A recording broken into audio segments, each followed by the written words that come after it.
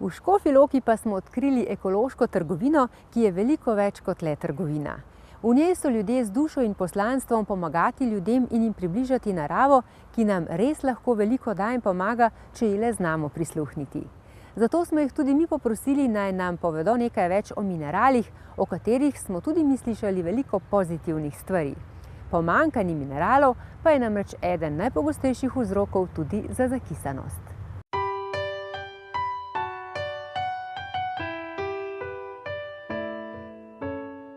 Danes velikokrat slišimo izraz zakisanost. Kaj pa to pomeni? Zakisanost je v bistvu stanje porušenega kislinsko-bazičnega ravnovesja v telesu. To nastane, kadar se telo, prenasiči s strupi, v telesu, nepravilna prehrana zavre in telo se s temi strupi prenasiči. To seveda privede do številnih težav, bolezni in pa seveda slabega počutja. Pravijo, da je zakisanost v bistvu osnova tudi za vse bolezni, kot so migrena, revma, glivična obolenja, pripisujejo ji tudi celo raka. Kako pa si lahko pomagamo s prehrano? Najprej je seveda na vrsti selekcioniranje prehrane iz svojega jedilnika oziroma nakupovalnega seznama. Moramo v prvi vrsti črtati živila, ki delujejo v presnovi kislo na telo. V prvi vrsti je to seveda meso, nekateri mlečni izdelki, kot so sir, tudi jajca, potem stročnice, tudi nekaj suhih semen, tudi nekateri oreški. Največji sovražniki, če tako rečem, so seveda sladkor, bela moka, tudi vsi izdelki iz te bele moke, potem alkoholne pijače, naprimer, in pa te, saj vemo, kateri so ti največji strupi. Te pa ne samo, da telo zakislijo, ampak tudi, še pospešijo nastajanje teh kislih presnovkov v telesu. Kaj pa pomanjkanje mineralov? Je tudi to lahko vzrok za zakisanost? Seveda, absolutno. Pomanjkanje v bistvu mikroelementov in pa predvsem bazičnih mineralov je eden izmed glavnih vzrokov zakisanosti. Ti bazični minerali sta največkrat, kalcij pa magnezij. Kalcij je osnovno bazično sredstvo, če tako rečem, v telesu in zato ga tudi telo shranjuje predvsem v kosti in zobe in ga tudi, ko ga potrebuje, iz tam vleče.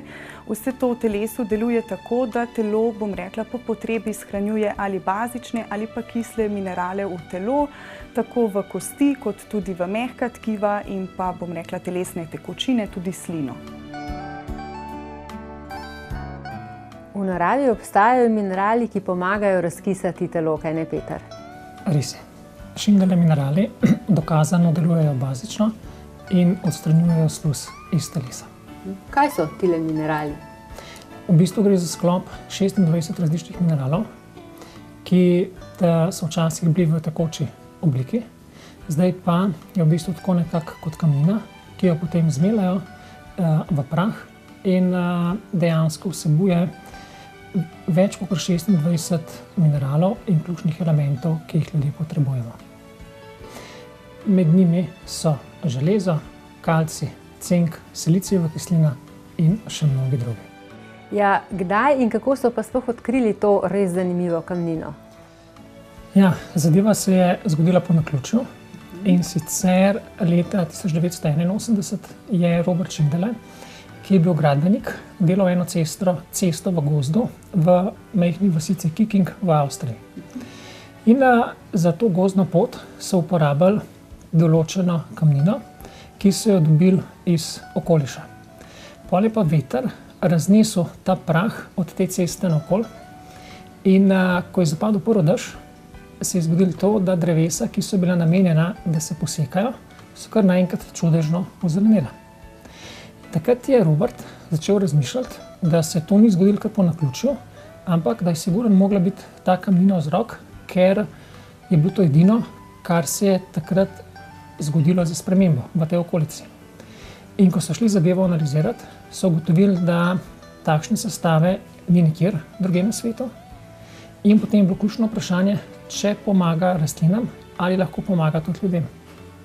Tako da od takrat, se pravi od leta 1981, pa vse do zdaj, je bilo delano kar nekaj raziskav, kjer se je dejansko pokazalo, da imajo ti minerali tudi ključen pomen za človeka. To je pa res zelo zanimivo. Ja, In ti vulkanski minerali so bili poimenovani kot odkritje stoletja. Novica je zelo hitro obšla celoten svet in sami ti vulkanski minerali so prejeli ogromen priznanj. Kako pa je z uživanjem teh mineralov pri nas in kako se odzovejo ljudje? Zdaj, povratne informacije ljudi so zelo dobre, tako na področju sklepov, tako na področju energije. Ljudje poročajo, da imajo veliko več energije. Ljudje, ki so imeli težave s slabokrvnostjo, nizek nivo hemoglobina, tudi poročajo, da so se rezultati zelo izboljšali.